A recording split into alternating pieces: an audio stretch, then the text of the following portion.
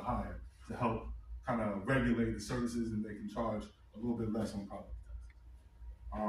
Federal grants, 5%. This is very, very, very important for a lot of towns. I don't know how it's going to shape out now with the federal government that we got in play, but funds from U.S. government programs for transportation, housing, public safety, right? For example, FEMA grants for flood recovery, excuse me.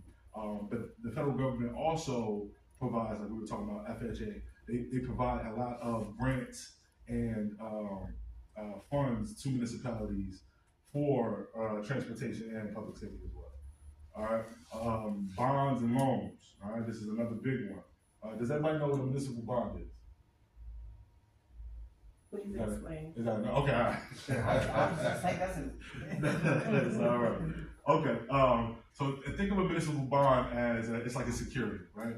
Like stocks or anything else. Right. And essentially, the government is getting a loan from somebody, right? Usually a private person, in which they're promising that, hey, you give us this money, we want to build a new school, we want to fix our roads. You give us this money, we promise to pay it back over time with interest.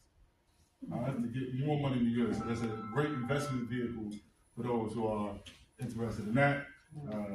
I'm pretty sure they'll talk about that in the investment classes coming up. But the biggest thing for here is you want to see how many bonds your city is taking out. All right, that must be repaid with interest. All right, and that's going to be it's going to affect your budgets each year for however long the life of the bond is for. Right. All right. Some important limitations on spending. Like I said before, municipalities may not increase their final appropriations by more than 2.5% over previous year without special exceptions. All right.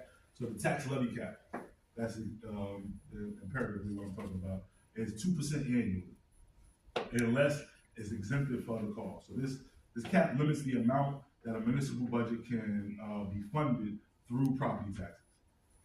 If the municipality needs to exceed this cap, they must apply for a levy cap waiver with the Division of Local Government Services and the Local Finance Board. That's another thing that you want to look for in your budgets. Are we over the tax levy cap? Why or why not?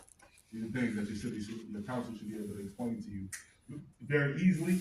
But I'm telling you, all of the council meetings I've been to, I don't hear people frame it in this way.